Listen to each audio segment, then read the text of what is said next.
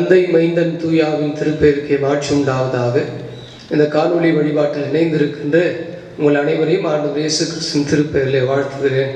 கடவுளுடைய நிறைவான அருளும் அமைதியும் உங்களோடு இருப்பனவாக. ஆமென். நாம் தலைகளை தாழ்த்தி ஜெபம் செய்வோம். எங்கள் அன்பு நிறைந்த இறைவா, நன்றியுடுமை போற்றுகிறோம். நீ தந்திருக்கிற இந்த பூஜை நாளுக்காக. குறிப்பாக நாங்கள் எங்களுடைய இல்லங்களிலிருந்தே உம்மை உள்ளங்களில் ஒன்றிணைந்தவர்களாய் வழிபட ஆண்டவர் அருள் தாரும். இந்த வழிபாட்டில் இணைந்திருக்கிற மக்களை ஆண்டவர் ஆசீர்வதிப்பீராக.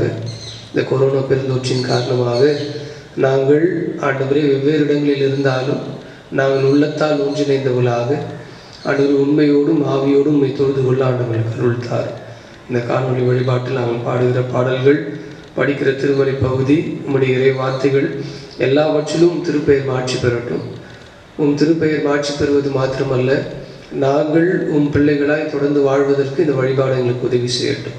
நிறைய பாதுகாத்து கொள்ளும் எடுத்தும் இறைமீது நேசும் வழியாக வேண்டுகிறோம் எங்கள் அன்பு நிறைந்த இறைவா. அன்புக்குரியவர்களே, இந்த வழிபாட்டிற்கு தொடக்கமாகவும் கடவுளை போற்றுவதற்கு உதவியாகவும் நாம் அனைவரும் இணைந்து அதிகாலையில் உம்மை தேடுவேன் முழு மனதாலே என்கிற கீர்த்தனை நாம் சேர்ந்து பாடி கடவுளை போற்றுவோம்.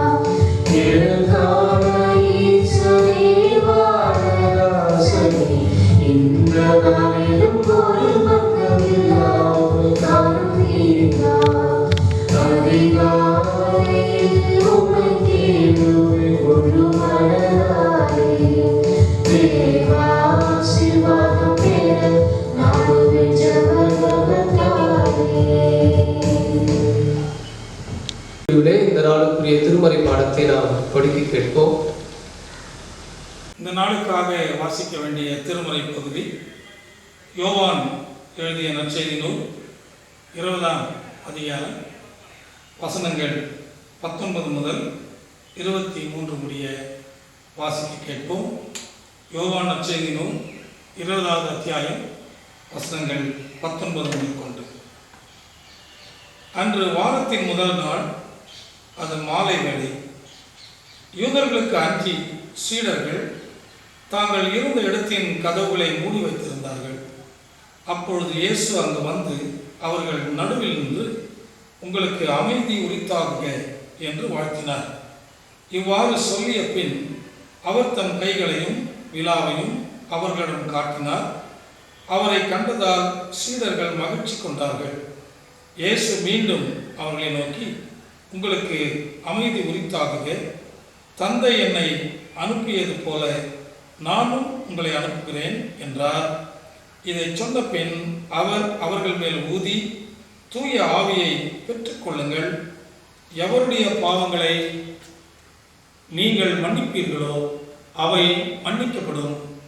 எவருடைய பாவங்களை மன்னியாதிருப்பீர்களோ அவை மன்னிக்கப்படா என்றார் என்பதை வாசிக்க வேண்டிய நற்செய்தி பகுதி வாசிக்க முடிந்தாயிற்று. கிறிஸ்துவே உமக்கே மகிமை உண்டாவதாக. ஆமென். ஜெபம் செய்வோம்.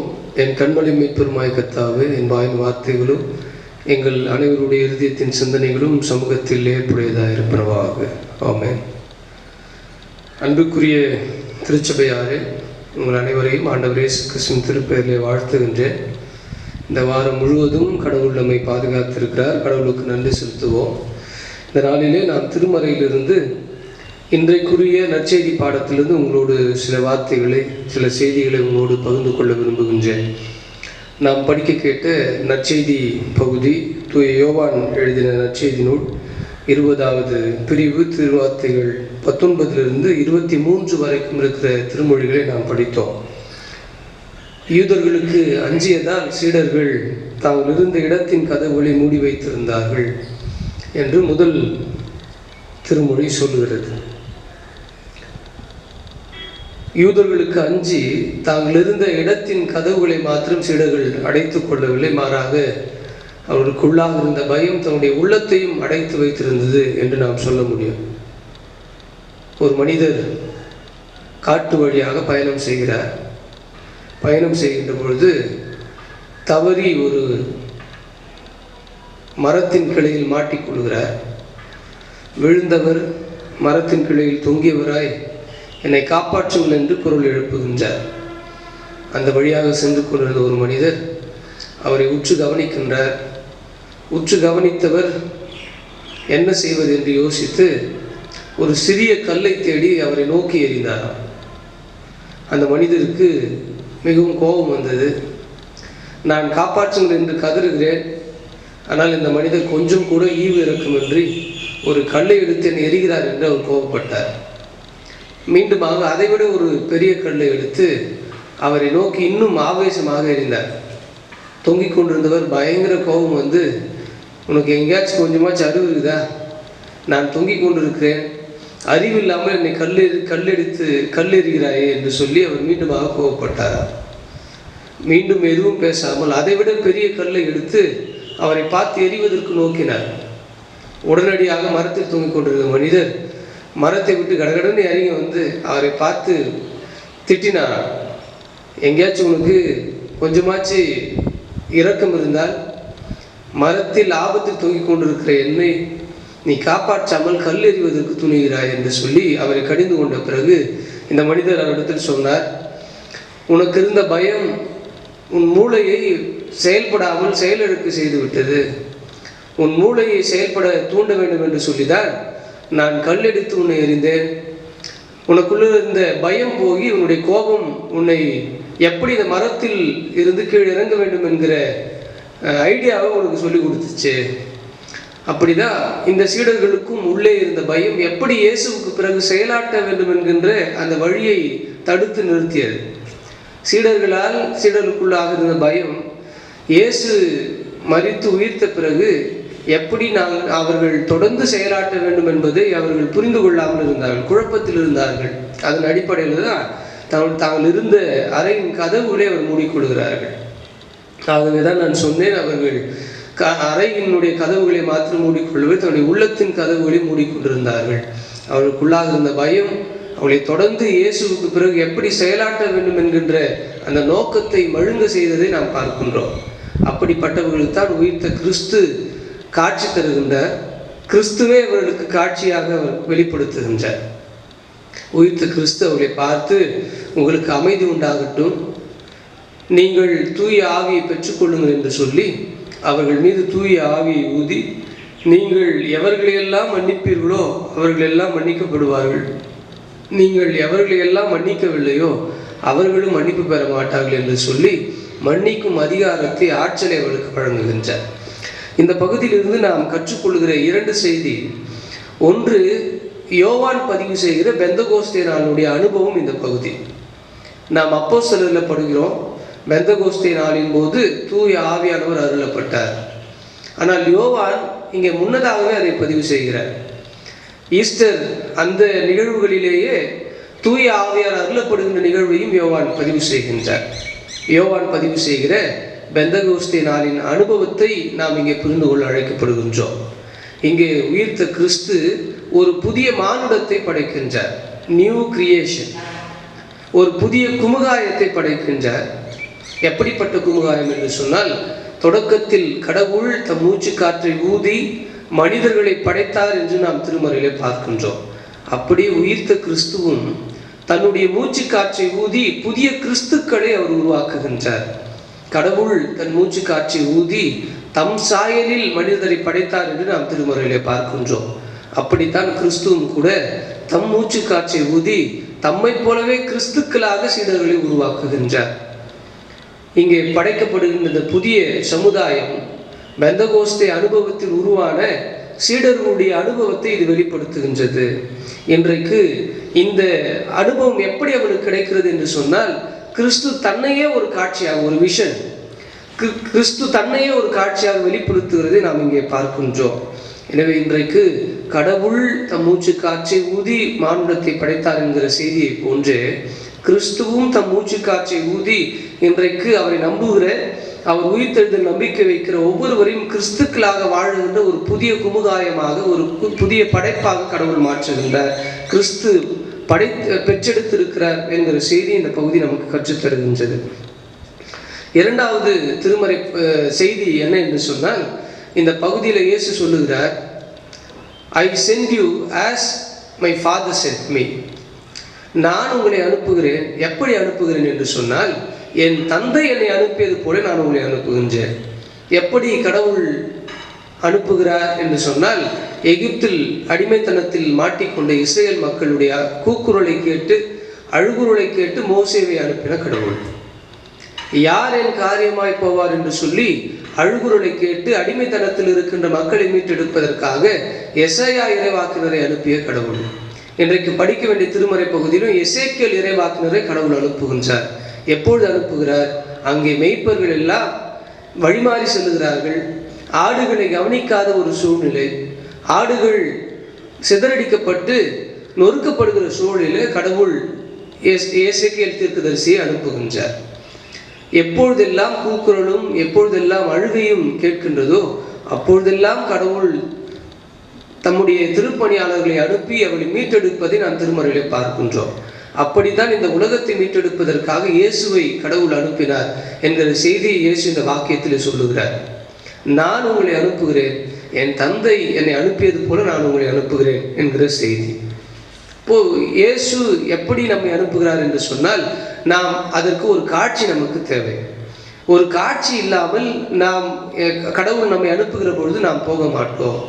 மோசேக்கு ஒரு காட்சி தேவைப்பட்டது, எரிகிற முச்செடியை காணுகிறார். எசையாவுக்கு ஒரு காட்சி தேவைப்பட்டது, கடவுள் பரிசுத்தர் பரிசுத்தர் என்று சொல்லி ஓயாமல் பாடுகிற சேராபின்களுடைய ஒரு காட்சியை கடவுள் அவருக்கு காண்பிக்கின்றார்.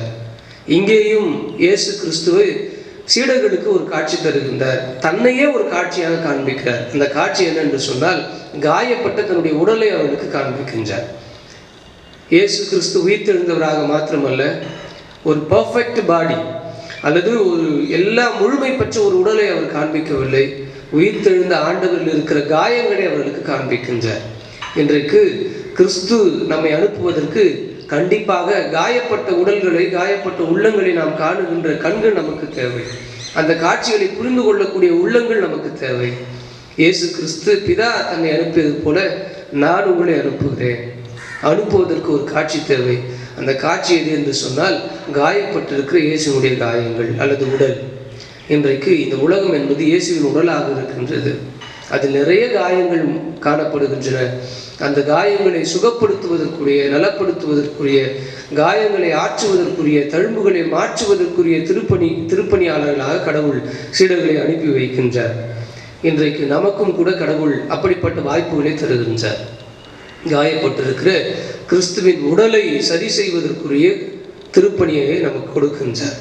கடவுள் எப்படி தம் மூச்சு காட்சி ஊதி ஒரு மானுடத்தை படைத்தாரோ, கிறிஸ்துவும் தம் மூச்சு காட்சி ஊதி நம்மை எல்லாம் காயங்களை ஆற்றுகிற கிறிஸ்துக்களாக இன்றைக்கு நம்மை பெற்றெடுத்திருக்கிறார்.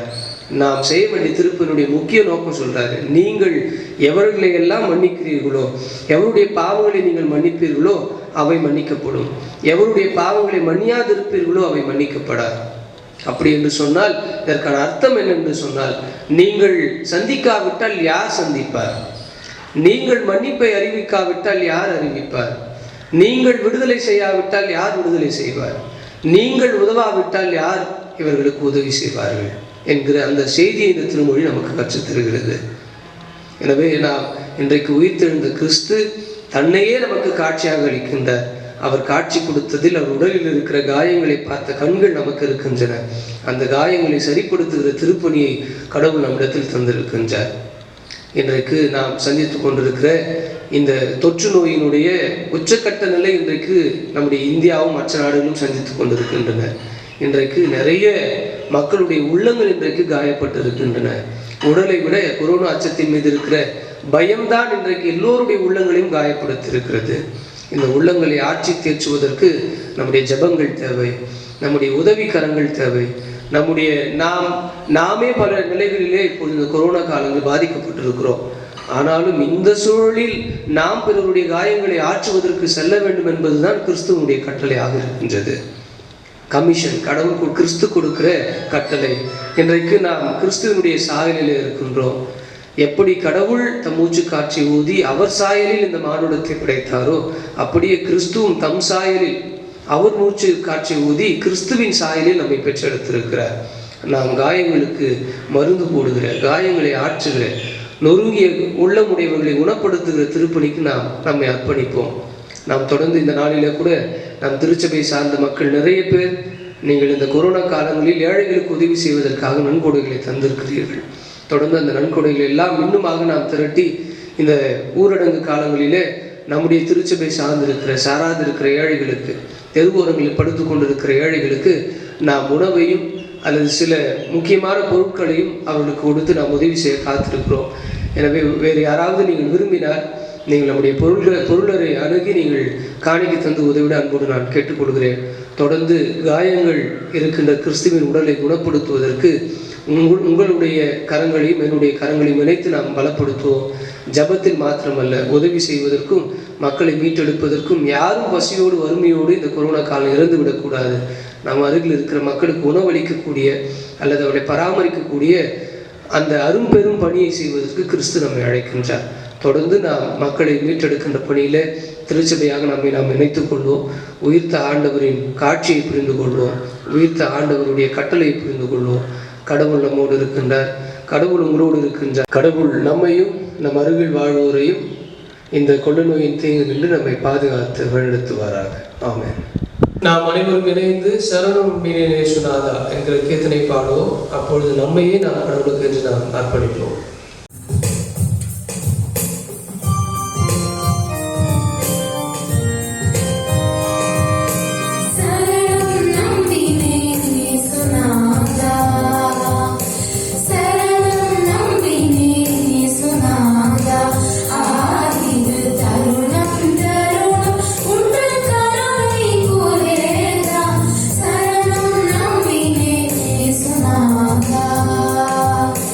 இன்னும்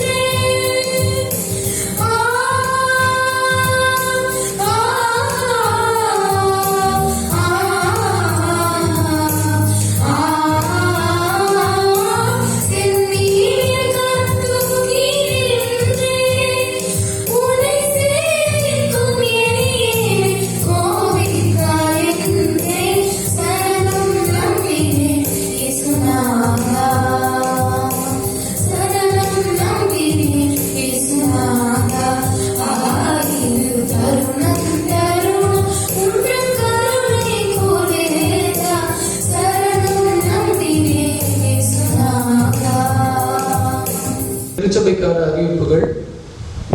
திருச்சபையினுடைய சந்தா செலுத்த வேண்டியவர்கள் நீங்கள் பொருளரிடத்திலே அந்த சந்தாவினை செலுத்திட அன்போடு நாங்கள் கேட்டுக்கொள்கின்றோம். அதே போலவே இந்த கொரோனா தொற்று காலங்களிலே ஏழைகளுக்கு உதவி செய்ய விரும்புகிறவர்கள் தங்கள் நன்கொடைகளை பொருளரையோ அல்லது ஆயரையோ நீங்கள் அணுகி அவரிடத்தில் கொடுத்து உதவிட அன்போடு நாங்கள் கேட்டுக்கொள்கின்றோம். தொடர்ந்து இப்போது நம்முடைய பேராயத்தில் எதிர்வருகின்ற 24/5/2021 திங்கட்கிழமை ஆயர் அருட்பொழிவு நடைபெற இருக்கின்றது. ஆயர் அருட்பொழிவிலே அருட்பொழிவு பெற இருக்கின்ற திருமிகு ஜெபசெல்வி, திருமிகு சொன்னலதா, திருமிகு வசந்த் அவர்களை திருச்சபையின் சார்பிலே வாழ்த்துகிறோம். அவர்களுக்காக நீங்கள் தொடர்ந்து ஜெபித்திட அன்போடு நான் கேட்டுக்கொள்கின்றேன். திருமண அறிக்கை. தென்னிந்திய திருச்சபை சென்னை பேராயம் நமது தூய எபிஃபனி ஆலயத்தை சேர்ந்த திரு சுரேஷ் பாக்கியநாதன், திருமதி பாக்கியவதி ஆகியோரின் மகள் செல்வி ஏஞ்சலின் எஸ்தர் தேவப்பிரியா என்பவருக்கும், தென்னிந்திய திருச்சபை கோயம்புத்தூர் பேராயம் தாரமங்கலம் CS இமானுவேல் ஆலயத்தைச் சேர்ந்த திரு விஸ்வேஸ்வரன், திருமதி நளினி ஆகியோரின் மகன் செல்வன் பாலகீல் என்பவருக்கும் திருமணம் செய்ய பெரியோர்களால் நிச்சயிக்கப்பட்டுள்ளது. இவர்களுக்கு திருமணம் நடத்தக்கூடாது என்று உங்களில் யாருக்காவது நியாயமான காரணம் ஏதாவது உண்டெனில் அதை எழுத்து மூலம் ஆயருக்கு தெரிவிக்க வேண்டும். இது இவர்களுக்கு 3ஆம் அறிக்கை. மற்றும் ஒரு திருமண அறிக்கை. தென்னிந்திய திருச்சபை சென்னை பேராயம் நமது தூய எபிஃபனி ஆலயத்தைச் சேர்ந்த திரு வி கணேசமூர்த்தி என்கிற மேத்யூ ஜேம்ஸ், திருமதி ஜி பார்வதி என்கிற பிரிஸ்கில்லா ஆகியோரின் மகள் செல்வி ஜி ஜெஸ்ஸி என்பவருக்கும், தென்னிந்திய திருச்சபை சென்னை பேராயம் நமது தூய எபிஃபனி குருசேகரம் தூய மகதலேனா மரியா ஆலயம் குள்ளஞ்சாவடி திருச்சபையை சேர்ந்து திரு சூசைமாரிக்கும், திருமதி சுந்தரி என்பவர்களின் மகன் செல்வன் எஸ் லெனின் கிறிஸ்டோபர் என்பவருக்கும் திருமணம் செய்ய பெரியவர்களால் நிச்சயிக்கப்பட்டுள்ளது. இவர்களுக்கு திருமணம் நடத்தக்கூடாது என்று உங்களில் யாருக்காவது நியாயமான காரணம் ஏதாவது உண்டெனில் எழுத்து மூலம் ஆயருக்கு தெரியப்படுத்துவோம். இது இவர்களுக்கு 2ஆம் அறிக்கை. நாம் திருமண நாளை, பிறந்த நாளையும் இந்த வாரத்தில் கொண்டாடுவதற்காகவும் திருமண அறிக்கை வாசிக்கப்பட்டிருக்கிற பிள்ளைகளுக்காகவும் நாம் தொடர்ந்து ஜெபித்துக் கொள்வோம். எங்கள் அன்பு நிறைந்த இறைவா, இந்த வாரத்தில் பிறந்த நாளை கொண்டாடுகிறேன், திருமண நாளை கொண்டாடுகிறேன். எங்கள் இறை மக்களை ஆண்டவரை ஆசீர்வதிக்கிறாங்க.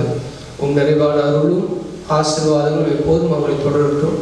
நன்மையும் கிருபையும் அவர்களோடு எப்போதும் இருக்க வேண்டுமாய் மன்றாடுகிறோம். உன் நிறைவான பாதுகாப்புக்குள்ள அவர்களை வழிநடத்தும். குறிப்பாக இந்த ஆண்டில் அவர்கள் போகிற எல்லா பயணங்களிலும் ஆண்டுடைய கிருபை இருப்பதாக ஆண்டின் நன்மையால் முடிசூட்டி எல்லா நன்மைகளையும் பெற்றுக்கொள்ள வரும் செய்வீராக. பிறருக்கு பயனுள்ளவர்களாக, பிறருக்கு ஆசீர்வாதம் உள்ளவர்களாக இருக்க ஆண்டு கிருபை செய்யும். திருமண நாளை கொண்டாடுகின்ற அன்பு தம்பதியர்களை ஆண்டு வாழ்த்தருள்வீராக. இல்லறத்தின் எல்லா நன்மைகளையும் பெற்று உங்களுக்கு சாட்சியை தொடர்ந்து வாழ ஆண்டு செய்யும். எனவே இந்த நேச வழியாக வேண்டுகிறோம் இல்லங்கள் இந்த கடவுளே. ஆமென். நாம் தொடர்ந்து ஜெபித்துக் கொள்வோம். அன்பு நிறைந்த இறைவா, இப்பொழுதும் திருமண அறிக்கை வாசிக்கப்பட்டிருக்கிற அந்த பிள்ளைகளுக்காக வேண்டிக் கொள்கிறோம். ஆண்டவரே, அவருடைய திருமண வாழ்வை ஏற்படுத்தியிருக்கின்ற நீர், இந்த திருமணம் நடைபெறுகிற அந்த நாட்களிலே அவருடைய கிருபையும் ஒத்தாசையும் பிரசன்னமும் திருமணத்தில் இருக்க வேண்டுமாறு என்றாடுகிறோம். பிள்ளைகளை இணைத்து ஆசீர்வதிக்கின்றவர் நீர். தொடர்ந்து இவர்களை இணைத்து வைக்கின்ற குடும்பங்களையும் திருச்சபைகளையும் ஆண்டு ஆசீர்வதிக்கிறார்கள். உம் பிரசன்னத்தையும் உம் வழிகாட்டுதலையும் ஞானத்தையும் பெற்றவர்களாய் இந்த பிள்ளைகளை குடும்ப வாழ்க்கையிலே திரைக்கு ஆண்டவர்கள் தருகிறார்கள். பிள்ளைகள் தங்களை உடலிலும் உள்ளத்திலும் பரிசுத்தப்படுத்திக் கொள்ளும். தொடர்ந்து திருமண வாழ்க்கையில் இணைந்து ஒருவருக்கு ஒரு உண்மையாக வாழும் ஆண்டவரும் செய்கிறார். திருமண ஏற்பாடுகளையும் தேவையும் ஆண்டவர் சந்தி இறைவனை நேசம் வழியாக வேண்டிக் கொள்வோம். எல்லாம் நிறைந்த கடவுளே. ஆமென். வேண்டிக் கொள்வோம். எங்கள் அன்பு நிறைந்த இறைவா, மீண்டுமாக நன்றியோடு போற்றுகிறோம். இந்த காணொலி வழிபாட்டின் வழியாக உடைய பிரசனத்தை உணர்ந்து கொள்ள ஆண்டவரும் செய்தி, இந்த காணொலி வழிபாட்டின் வழியாக நாங்கள் கேட்ட பாடல்கள், கேட்ட திருமறை பகுதி, உடைய இறைவார்த்தைகள் எல்லாவற்றிலும் உடைய அருள் பிரசனத்தை உணர்ந்து கொள்ளும். தொடர்ந்து இவருடைய வாழ்விலே அதை பிரயோஜனப்படுத்தவும் செயல்படுத்தும் ஆண்டவர்களுக்கு பலன் தார். ஆண்டவரை பெருந்தொற்றிலே பாதிக்கப்பட்டிருக்கிற மக்களுக்காக வேண்டிக் கொள்கிறோம். ஆண்டவரை இந்த கொரோனா கொள்ளை நோயிலிருந்து மக்களும் அனைத்து நாடுகளும் மீட்கப்படும் ஆண்டவர்கள் செய்கிறார்கள். மீண்டுமாக நன்னிலைக்கு எங்களுடைய நாடுகள் திரும்பவும் மக்கள் ஆண்டவரே சாதாரண நிலைக்கு திரும்பி வரவும் நன்மைகளும் கருத்தில் பெற்றுக்கொள்ளும் ஆண்டவர்கள் செய்கிறார்கள். அதற்காக உழைக்கின்ற மருத்துவர்கள், செவிலியர்கள், மருத்துவ பணியாளர்கள், இன்னும் துப்புரவு பணியாளர்கள், என்னுடைய அரசியல் தலைவர்கள் எல்லாருக்காக வேண்டிக் கொள்கிறோம். ஒவ்வொருவரும் நிறைவான பாதுகாப்பினாலே நீ மூடி மறைத்துக் கொள்கிறார்கள். உம் சட்டைகளுக்குள்ளாய் அவர்களை நீ பாதுகாக்க வேண்டுமாய் மன்றாடுகிறோம். ஆண்டவரை மீண்டுமாக ஆண்டவரை இழப்பை சந்தித்திருக்கிற குடும்பங்களுக்காக வேண்டிக் கொள்கிறோம். குறிப்பாக ஆண்டவரே நாங்கள் இழந்திருக்கிற எங்களுடைய அருமையான தாயார் திருமதி ஜெயமணி ஜெயபாண்டியன் அம்மாவுக்காக இடத்தில் வேண்டிக் கொள்கிறோம். அவருடைய குடும்பத்தின் மக்களுடைய ஆறுதலுக்காக வேண்டிக் கொள்கிறோம். நிறைவான ஆறுதலும் சமாதானமும் அவருடைய இல்லத்தை தாங்கிக் கொள்ள வேண்டும் என்று மன்றாடுகிறோம். அவரை பிரிந்து வாடுகிற அவருடைய குடும்பத்தின் மக்கள், அவருடைய பிள்ளைகள் ஒவ்வொருக்காக வேண்டிக் கொள்கிறோம். ஆண்டவர் உலகம் தரையில்லாத சமாதானத்தை கொடுக்கின்றவர். சமாதானத்தை தந்து நீ பாதுகாத்தருகிறார். மீண்டுமாக நாங்கள் எங்களை உமக்கென்று அர்ப்பணிக்கின்றோம். இந்த வழிபாடு எங்களுடைய வாழ்வை புதுப்பிக்கின்ற வழிபாடாக இருந்ததுக்காக நன்றியோடு துதிக்கிறோம், ஸ்தோத்திரிக்கிறோம். நிறைய பாதுகாத்துக்கொள்ளும். மீதம் இருக்கிற நேரம் முழுவதும் கருத்துக்குள்ளாக அர்ப்பணிக்கின்றோம். வழிநடத்துகிறார். இறைவன் நேசம் வழியாக வேண்டுகிறோம். எங்கள் நண்பரின் இறைவா. ஆமென். என் ஆத்மாவே கர்த்தரை ஸ்தோத்திரி, என் உள்ளமே பரிசுநாமத்தை ஸ்தோத்திரி. என் ஆத்மாவே கர்த்தரை ஸ்தோத்திரி, அவர் செய்த சகல உபகாரங்களையும் மறவாதே. ஆமென். நம் ஆண்டவர் இயேசு கிறிஸ்துவின் தாய் தந்தையாய் கடவுளின் அன்பும் தூய ஆவியின் ஆசீர்வாதம் பாதுகாப்பும் சுகபலம் ஜீவனும் உங்கள் அனைவரோடும் என்று நிலையத்தில் நிலைத்திருப்பதாக. ஆமென். ஆண்டவர் உங்களோடு இருப்பாராக, அவர் ஆவியோடு இருப்பாராக. சமாதானத்தோடு வாழுங்கள். கடவுள் அருள் உங்களோடு இருப்பதாக. ஆமென்.